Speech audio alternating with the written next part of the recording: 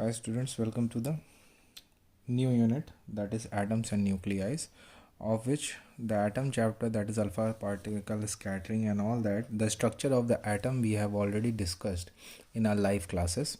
So this is the chapter 27, that is nuclear structure. Basically will not be going to the chapter wise, we'll be covering your syllabus units, that is atoms and nuclei, and we have already covered the atoms. Okay, the Lyman series, the Balmer series is already been completed in our live classes, the last class which we had. So today we'll discuss about the nuclear structure. Rutherford proposed that the most of the mass of the atom is situated at the very center of the atom, and that concentrated part is called the nucleus. He given an atomic nucleus. Okay, with a fresh idea, we'll start with, like, let me give you what the nucleus and atom looks like. You know that. Okay, suppose if you got this much size, also this is a very not the exact explanation.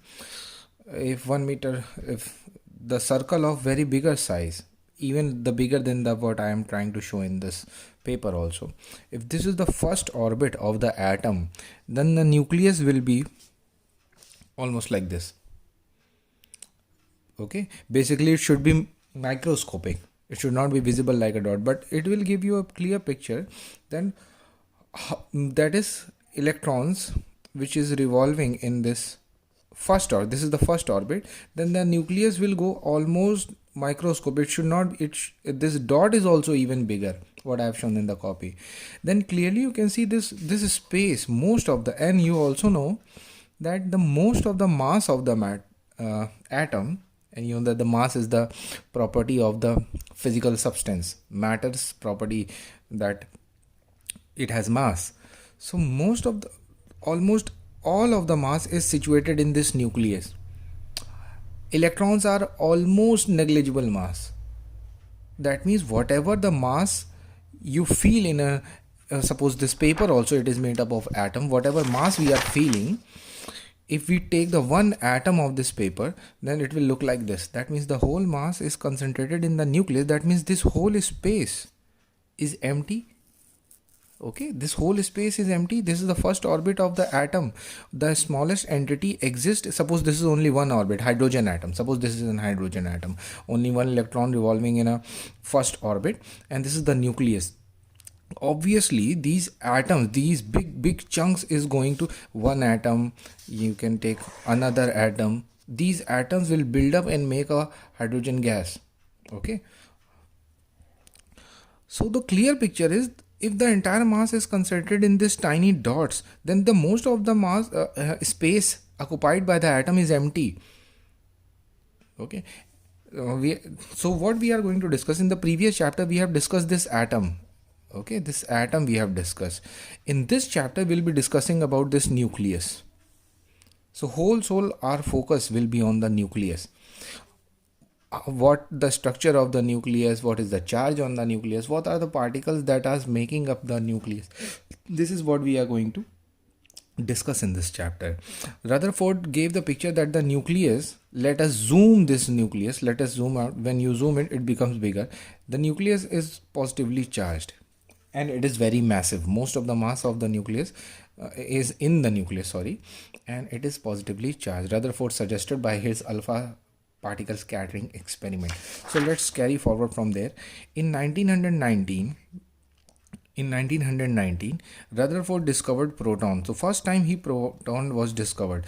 You should be very clear in mind that all of the atom is not been discovered at once. Okay, J.J. Thomson already had discovered the electrons, the charge of the electrons. He know the charge of the electrons. A new particle has been discovered in 1919 by Rutherford called proton. The mass of the proton is equal to the mass of the hydrogen nucleus. For the time being, at that time they have seen this thing. Now you know that the mass of the proton is almost equal to the mass of the hydrogen nucleus. That means the mass of the proton p is almost equal to the mass of this. If this is an hydrogen atom, the nucleus of the atom will be this. Okay, from now onwards I don't make this orbit. Whenever I make this circle, I'm making the nucleus. Okay, clear picture in your mind. That will be strictly dealing with the nucleus of the atom. So the proton's mass is almost equal to the nucleus mass of the hydrogen atom, H2 atom. Okay, now the picture is, that means now you know that the hydrogen atom consists of only one proton in the nucleus. Okay, the charge of the proton is plus E, equal 1.6 into 10 to the power minus 19 coulomb, but positive in nature, not negative in nature, opposite to that of the electron. So he suggested, what we are seeing is building up the theory of the nuclear structure. ठीक है, जो अब हम देखने वाले हैं वो nucleus कैसे एक स्टेप बाय स्टेप करके आगे डिफाइंड होता चला गया, और आज जो हमें पिक्चर मिलती है उसका लेड डाउन फाउंडेशंस कैसे पड़ती चली गई in the history. That is what we are going to discuss in a very short period of time. So when the proton has been discovered, तो मिस्टर रदरफोर्ड के दिमाग की बत्ती जल गई. He got light up, his brain got light up. He said, oh, that is, these protons are might be in the nucleus, and they are the one which is giving the positive charge to the nucleus. And since the mass, proton is a particle which is having mass, electron is almost negligible mass, so these are the particle must be which is providing the mass to the nucleus and also the charge to the nucleus, positive charge to the nucleus. But the problem is, outside electron, suppose there are two electrons, okay, and nucleus is having suppose 4 times the mass, 4 times the mass of the hydrogen atom. That means there are 4 protons present over here.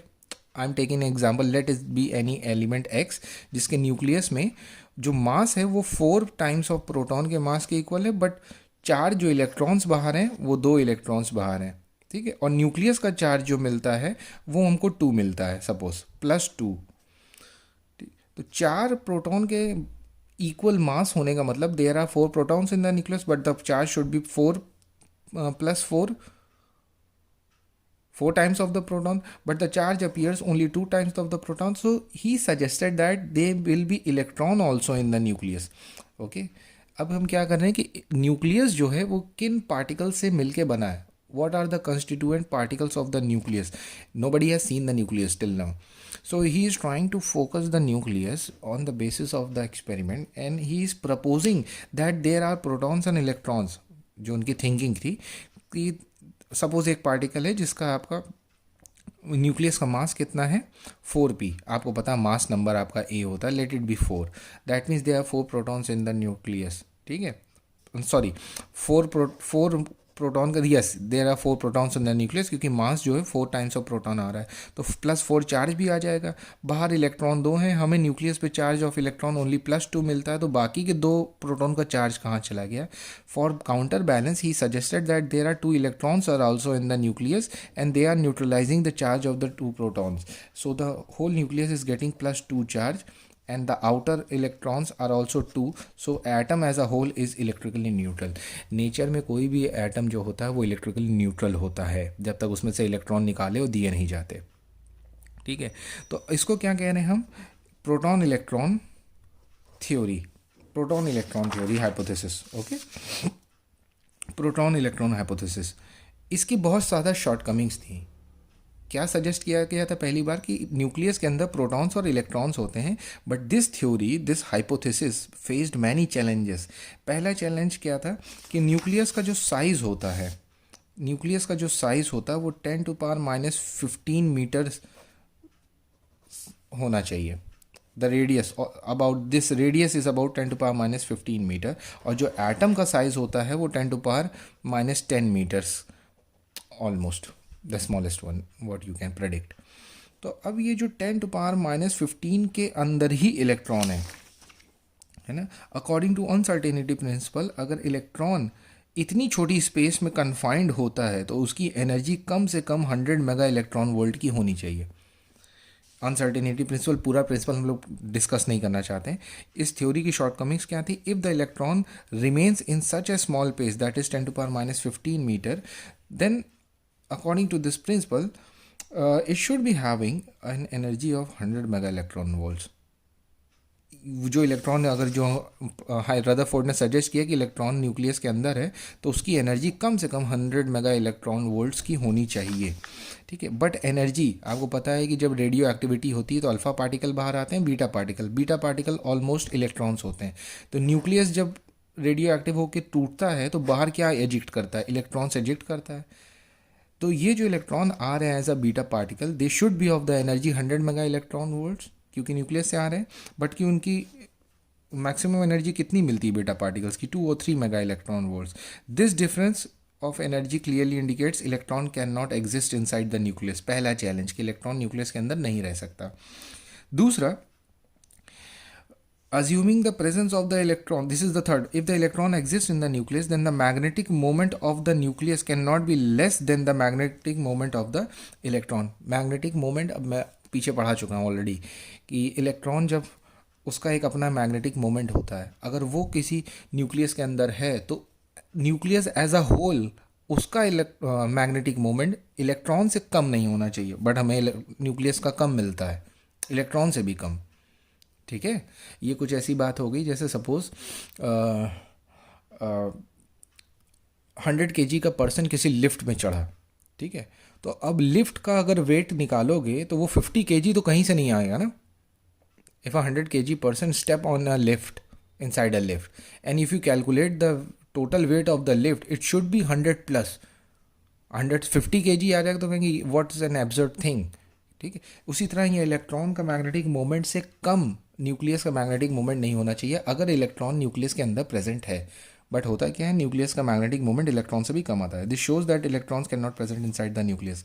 Third challenge, assuming the presence of the electrons in the nucleus the calculated angular momentum of the nucleus is different from the experimental value. तीन है, electron की जो mega energy satisfied नहीं होती है, दूसरा magnetic moment का issue हो गया, and third one is the angular momentum. उसके बाद नई हाइपोथेसिस आती है जिसको हम कहते हैं प्रोटॉन और न्यूट्रॉन हाइपोथेसिस। रदरफोर्ड ने कब डिस्कवर किया था प्रोटॉन? 1919 में, ठीक है। तब से प्रोटॉन इलेक्ट्रॉन की हाइपोथेसिस चल रही थी, चैलेंजेस मिल रहे थे। 1932 में, 1932, that means if you consider 1920 then 30, 30, 12 और 13 years later, 13 years later neutron discovered होता है। तो सबसे पहले electron, then proton, then neutron was discovered. Neutron जब डिस्कवर्ड हुआ, नया पार्टिकल किसी एक्सपेरिमेंट में डिस्कवर्ड हुआ, देन न्यूट्रॉन इज अनचार्ज। उसका नेचर कैसा था? अनचार्ज था। और न्यूट्रॉन का mass is approximately equal to the mass of the proton, ठीक। अब एक नया पार्टिकल डिस्कवर्ड हुआ, पहले इलेक्ट्रॉन्स थे, फिर प्रोटॉन्स आ गए हमारे पास, अब एक न्यूट्रॉन पार्टिकल डिस्कवर हुआ है जिसका मास ऑलमोस्ट इक्वल है प्रोटॉन, बट इसके ऊपर कोई चार्ज नहीं है। प्रोटॉन पे प्लस चार्ज है, +1, ठीक है। So these properties of the neutron. अब ये एक नया कंटेंडर आ गया मार्केट में नया challenger, that I am more suitable to stay inside the nucleus. So clearly what they have said, that if the nucleus having a mass number, I hope all of you know this, this is an atom X, topmost part it is written mass number and this is written Z number. Very quickly let me explain what are the mass number and Z number. Suppose this is a nucleus, consists of protons, neutrons, protons, neutrons, okay. Then how many particles are there? 1 2 3 4 1 2 3 4 5 6 7 8 8 particles are there. Instead of calling them particles, we call them nucleons, okay. The particles of the nucleus or the members of the nucleus are called the nucleons. जैसे हम India में रहते हैं तो हम Indians कहलाते हैं, same way those particles which stay inside the nucleus, they are called the nucleons, okay. So there are total 8 particles. So the mass number A is 8, but atomic number, that means how many protons are there? 1 2 3 4. So its atomic number will be 4. This is an element X whose mass number is 8, atomic number is 4. Later on I'll show you, this is atomic mass unit is U, unified atomic mass unit. We'll discuss that in later, ठीक है। अब ये हमारे पास कोई let us से यही example ले लेते हैं। इसका मास नंबर 8 है और इसके ऊपर चार्ज जो आ रहा है +4 आ रहा है। +4 होने का मतलब they are 4 protons inside the nucleus. Mass number 8 होने का मतलब they are 4 neutrons also inside the nucleus, ठीक। अगर हम कहते हैं किसी न्यूक्लियस के ऊपर +3 का चार्ज है और उसके वेट जो मास है वो ऑलमोस्ट से 9 टाइम्स जो है, या कह लेते हैं हम 9 ज़्यादा हो गया, 7 टाइम्स जो है, 7 है उसका, 7 टाइम्स ऑफ प्रोटॉन उसका मास है। तो हम क्या कहेंगे, they are 3 protons inside the nucleus obviously, which is giving them +3 charge, and there should be total 7 nucleons. So that means there should be 4 neutrons. So 1 2 3 4 5 6 7, there are 7 members, which is giving the mass number 7, and 3 charge means there are 3, so atomic number is also 3. This is a very short picture. So right now, if any element X written as A and Z, so how many protons are present? There are Z protons present. Then how many neutrons are present? A minus Z neutrons are present.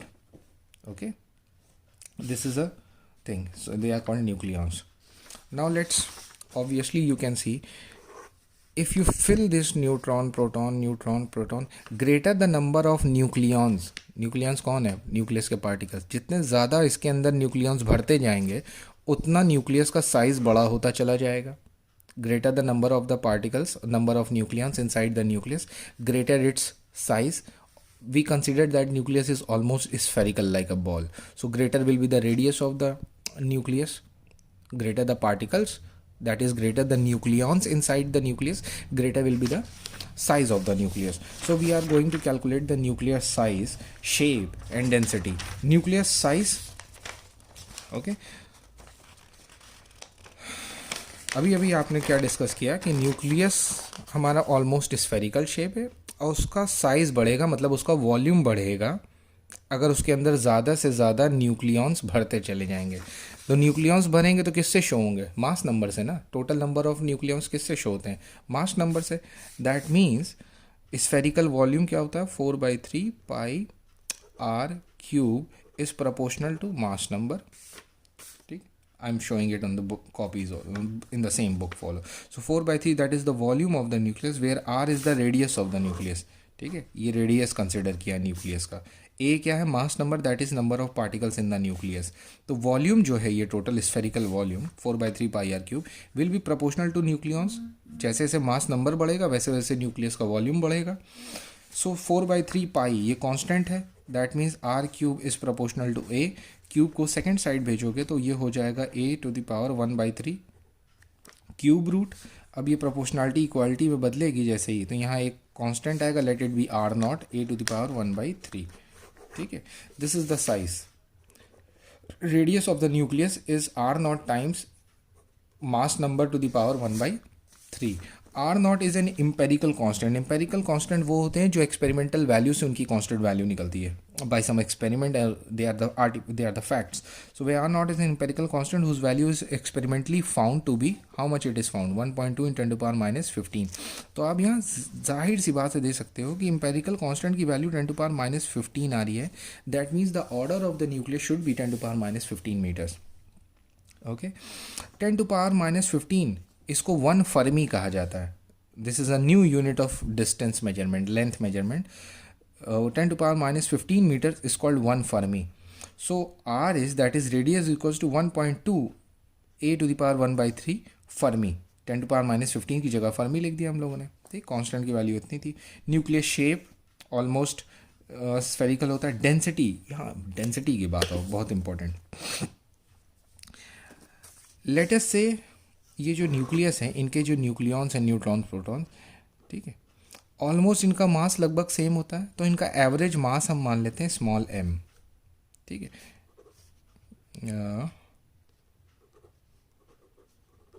कितने particles हैं यहाँ पे? 1 2 3 4 5 6 7. हर एक का मास कितना है? m. तो इसका टोटल मास क्या होगा? 7m. ठीक है, और 7 यहाँ का क्या है? मास नंबर है. तो हम क्या कहेंगे? Total mass of this nucleus is equals to m times a. m times a.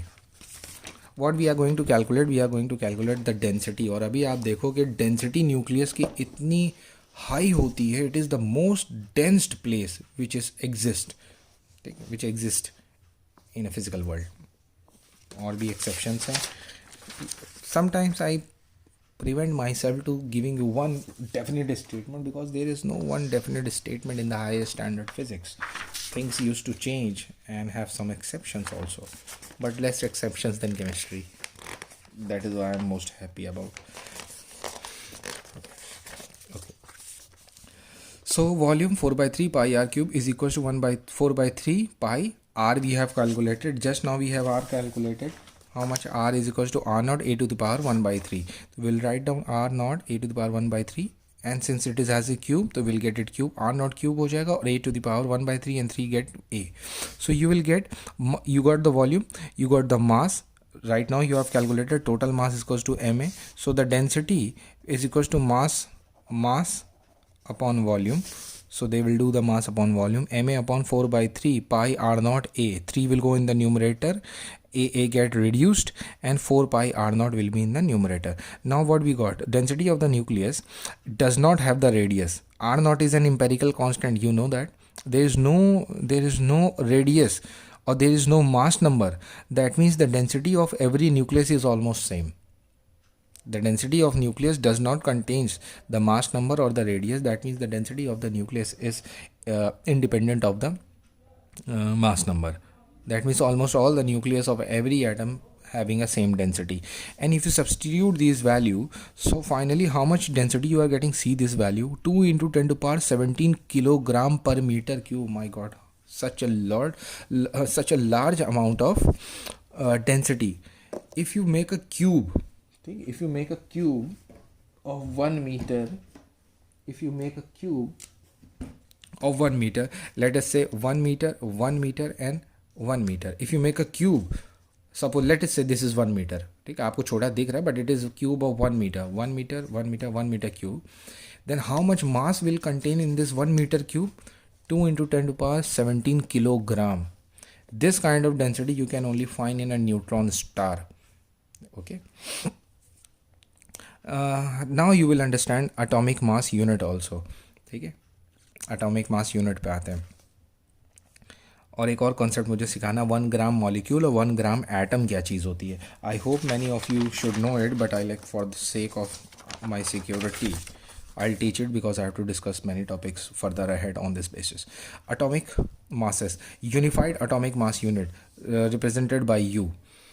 How it is defined as 1 U is 1 by 12th mass of carbon C612 atom. Carbon का isotope है C612. उसके एक atom का 1/12th mass जो है will be called as 1U. Concept समझ में आया? कितने मास को 1U कहोगे? कार्बन एटम के, कौन से कार्बन? C612 एटम जो आइसोटोप है, मोस्ट अबंडेंटली एग्जिस्टिंग आइसोटोप है, इसके एक एटम के 1/12th कर दोगे तो उतने मास को हम 1U कहते हैं. ठीक है, अब ये आता कैसे है उसको आप ध्यान से देख लीजिए. If you take a 1 gram atom, यहीं से पढ़ा देते हैं, ठीक है, इसी पॉइंट से. और यहाँ पे एक करेक्शन भी है, आपकी बुक में मिसप्रिंट है I think. Let us found the value of unified mass value. So 1 gram of C612, ठीक, 1 gram of, if you consider what is the mass number? 12.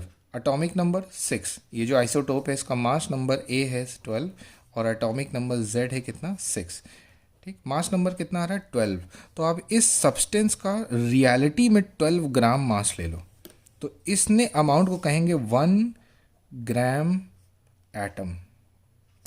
ठीक है, 1 ग्राम एटम किसी सब्सटेंस का मॉलिक्यूल है जो उसका टोटल मास नंबर आएगा, उतने अमाउंट का ग्राम्स में उसका सब्सटेंस का मास ले लीजिए, that will be called as 1 gram molecule. Got it? कोई और सब्सटेंस ले लेते हैं. सब्सटेंस फर्दर अभी और एग्जांपल पड़ेगा, आई विल एक्सप्लेन इट. तो ये C612 जो था 12 मास नंबर है.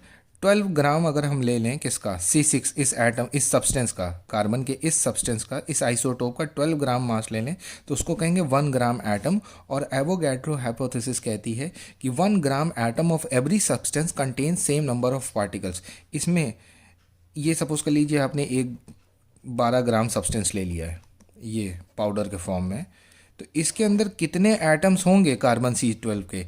ठीक है, कितने एटम्स होंगे एवोगैड्रो नंबर के इक्वल, और एवोगैड्रो नंबर कितना होता है आपका 6.0221 इंटू 10⁻23, ठीक है, यानी 12 gram of this C612 they will be 6.0221 10⁻23 atoms होंगे। इसको क्या कहते हैं, n से। समझ में आया? अब समझो इस चीज़ को।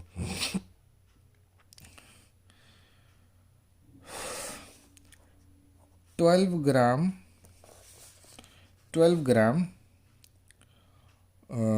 what they are saying by definition, one atomic unit 1U is equals to 1/12th mass of 1 carbon 12 atoms, ठीक है, 1 कार्बन 12 एटम्स। तो अब हम यहाँ यूनिटरी मेथड लगाएंगे, दैट इज़ n। कितने आ रहे हैं आपके पास 6.0221 इंटू 10⁻23 एटम्स हैं, और इनका मास आपके पास ये पाउडर फॉर्म में कितना है 12 ग्राम है। इस नंबर को हम कहते हैं capital N। That means n atoms has a mass of 12 gram, so one atom will have a mass of 12 by n grams, so 1/12th of this thing, क्योंकि 1U is 1/12th of this thing, this get cancelled, so 1/n। ये Avogadro number तो already पता है हमें। Mistake क्या है book में, 1U is 1/12th of mass of one atom। One atom का मास कैसे मिलेगा आपको, n एटम्स का मास आपका 12 ग्राम है, तो वन एटम का कितना हुआ 12/1, तो यहाँ 1/12 होना चाहिए, बुक में 1/2 लिखा है। करेक्ट कर लीजिएगा अपने बुक्स में, पेज नंबर 971, ठीक है। तो फाइनली आपका आ रहा है इतना gram, that means 1U is equals to 1/n gram. Substitute करते हैं तो कितना आता है 1.6 इंटू 1.6605 10⁻27 kg। तो 1U that is unified atomic mass unit is this much. Got it? See, electron की कितनी होती है U के टर्म्स में, प्रोटॉन्स की कितनी है 1.00, so almost 1, okay. Neutron 1.008, so proton and neutron are always having the same amount of mass. I hope this point is clear. Now the very famous equation of physics जो non science का बंदा भी जानता है, that is, और अभी तक अगर आपके दिमाग में कोई confusion है इस equation को लेके, let me clarify the background physics of this equation. This equation connects two fundamental conservation law. Energy is conserved, neither can be created nor can be destroyed. Mass is conserved, neither can be created nor can be destroyed. मैंने कई स्टूडेंटों को ये कहते सुना है कि अगर मास c यानी लाइट की स्पीड से डबल वेलोसिटी स्क्वायर वेलोसिटी पे चलना शुरू कर दे, तो उसका तो मास एनर्जी में बदलने लगता है। ये कुछ सॉर्ट तक गलत, सही तो नहीं है, ये स्टेटमेंट सही नहीं है कि मास एनर्जी में बदल, no, this is not the thing, ठीक। बट उसको ढकेलने के लिए जो energy, don't want to go in that depth, forget about it that thing. ये जो अब मैंने स्टेटमेंट का वो सही नहीं है कि मास अगर लाइट की स्पीड चले तो एनर्जी में बदल जाएगा, नहीं। ये सिंपल सा स्टेटमेंट ये बताता है कि एनर्जी मास में कन्वर्ट की जा सकती है और मास एनर्जी में कन्वर्ट किया जा सकता है। Got it? अगर थोड़ा सा मास एनर्जी में बदलता है तो c² एक कांस्टेंट है जिसकी वजह से, which is a very huge constant, ट्रेमेंडस amount of energy मिलेगी। और दूसरी तरफ एक छोटा सा मास बनाने के लिए भी आपको ट्रेमेंडस अमाउंट की एनर्जी चाहिए। ये कंजर्वेशन ऑफ एनर्जी और कंजर्वेशन ऑफ मास अलग अलग कंजर्व नहीं है, साथ में conserved. Energy can be destroyed, can be created, mass can also be destroyed, can be created, but these energy and mass are the two sides of same coin, ठीक है। they are the manifestations or two different manifestation of something same entity. This was the idea of Einstein. So E equal to mc², that mass can be converted into energy. यही हम discuss करने वाले हैं next topic में। So this is your energy mass equivalence, ठीक है। E equal to delta M लिया है, that is the change in mass, the mass which is going to be disappear, and delta E the energy which is going to be liberated, where C is the velocity of light. Let the mass, हम क्या निकालना चाह रहे हैं कि अगर एक proton या एक न्यूट्रॉन ख़त्म हो जाए एग्जिस्टेंस से, इट गेट वैनिश, ख़त्म होने का मतलब वैनिश हो जाए, कन्वर्ट हो जाए दूसरी चीज़ में नहीं, इट गेट वैनिश, तो कितना मास गायब होगा, 1U मास गायब होगा। तो how much energy will be liberated, that thing we are going to calculate. So delta is equals to, calculation you can see please please, this is simple substitution calculation है, सिर्फ substitute किया गया है। तो last में हमको मिलता है, कितना मिलती है, 931 मेगा इलेक्ट्रॉन वोल्ट। ये बहुत इंपॉर्टेंट है, याद कर लेना इस चीज़ को। 1 U is equivalent to 931.5 MeV, mega electron volts की एनर्जी मिलती है। Got it. और 1 मेगा इलेक्ट्रॉन वोल्ट इतने जूल्स के इक्वल होता है, 1.602 into 10⁻13। This is important, this is important, ठीक। So in this chapter of the nucleus you came to know that these the structure of the nucleus, mass number, atomic number, how much energy can be converted, what is the measurement unit U, isotopes, isobars, physics के अलावा chemistry में दिन रात पढ़ाया गया होगा, I am leaving that thing. Atoms of an element whose nuclei have same number of protons but different number of neutrons. That means अगर आपका एटॉमिक नंबर, ठीक है, एटॉमिक नंबर सेम है, mass number different, they are isotopes, and the atoms having the same mass number but different atomic number, they are called isobars, and the nuclei having equal number of neutrons, they are called isotones. Now come to the last part, that is called your nuclear reactions. Okay, I want to make it one unified video, but I think this is going to almost 30 minutes, so I'll break it up in part 1, part 2 and part 3. Nuclear reactions, मैं बार बार कह रहा हूँ, ये पूरा chapter atom पे नहीं है। यहाँ जो कुछ हो रहा है वो एटम की बाहर लेयर को छोड़ दीजिए। It is, we are dealing with the nucleus, what happens in the nucleus. So if the nucleus of one substance that is X is bombarded by some particle, ठीक है, एक ये कोई पार्टिकल है, ये अल्फा पार्टिकल हो सकता है, बीटा पार्टिकल्स हो सकता है, और हीलियम न्यूक्लियस, कुछ भी हो सकता है। इसको बॉम्बार्ड किया गया और एक नया न्यूक्लियस मिलता है और एक नया पार्टिकल क्रिएट होता है। इसको कहते हैं न्यूक्लियर रिएक्शंस। एक्स कोई एलिमेंट है जिसका न्यूक्लियस लिया गया है, जिसको एक आपके पार्टिकल से, न्यूक्लियस पार्टिकल से क्रिएट किया गया है। Atomic nucleus with elementary particles लिखा है ना यहाँ पे, ठीक। तो एलिमेंट्री पार्टिकल्स यानी neutron, proton, electron, beta particles, alpha particles, gamma ray particles even, ठीक।